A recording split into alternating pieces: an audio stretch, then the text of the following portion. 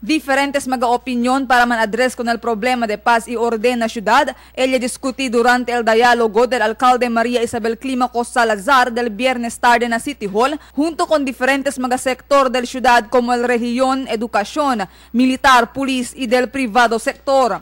Un privado grupo quien presente durante el diálogo, como el Zamboangueños Against the Violence, ella sugerí si puede poner más mucho fondo na pulis, como el reward money para del mga testigo na mga kaso, y también para na mga pulis quien tiene grande contribución na resolvada del un caso. Let's give rewards to whistleblowers and witnesses and to police officers who actually do their jobs.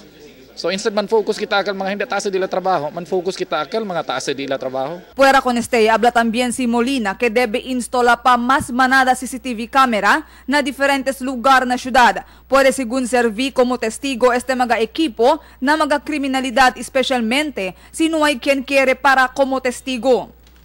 But you don't need a person witnessing. Si recorded naman sa CCTV. So that's electronic evidence. Testimonial evidence is just one of those things that you need to put someone in jail.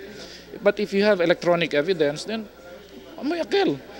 Pwede kita man prove. So put in more CCTVs. If we cannot put more police officers on the streets, kay paltal diaton gente, i-check kita mucho camera, man record ko na ito todo. Si Chenekan ko saya se malo, tiene kita ebidensya quién hace, or at least tiene clue kung quién hace apas. Pero asigun con Molina, antes de todo, debe procurar una saca el mga pulis el confianza del público. Bien bajo y según el confianza del público na mga pulis, por eso hindi esto está coopera na pulis. Mientras tanto, asigun con Climaco, ya recomenda él na pulis para identificar akal mga lugar donde mucho ta ocurri krimen y allí concentra di ila trabajo. Debe según implementar cambio na presente seguridad donde ay asigna sila mas manada pulis na magakritika lugar na syudad. Si Climaco ay ablata considera sila ahora como critical lugar el Campo Islam, Recodo y Centro del Pueblo. Ay usa según sila con el Civilian Volunteer Organization o CVO como force multipliers. Y por medio de este, ya sale gane que necesita man strengthen con el police force, necesita también tapir sila que crea gane un mecanismo donde tiene sila accessibility for communications, for complaints, etc. Y por medio de este, ya pasa también kita un orden para sila mismo, el policía, puede man accomplish con este. And we will take full responsibility in making sure and ensuring that we will help the police because they cannot fail us.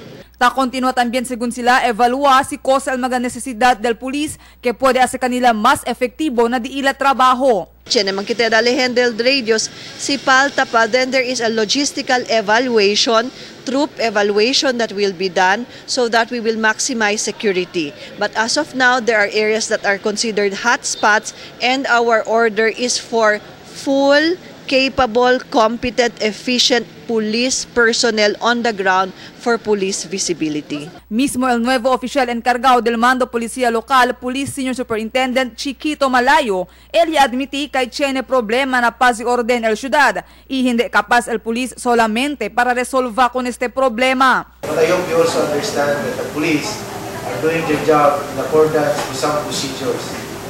Ours is to prevent and control the occurrence of crimes, and ours also is to solve the crimes in case we cannot prevent them. But in so doing, we need the support of the population, we need the support of the residents to tell us who are the suspects. Our statistics shows that with a number of 1,000 plus policemen in Zamboanga City, we have a ratio of 1:600, meaning one policeman is serving 600 personnel.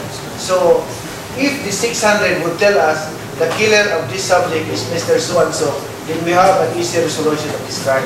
Ta esperanza al diferentes grupos presente durante el diálogo que hay tener este buen resulta para por lo menos pueda descansar esta mga criminalidad que ta ocurri aquí na Zamboanga. Presente también durante el diálogo el vicealcalde de la ciudad Cesar Iturralde y mga konsehales.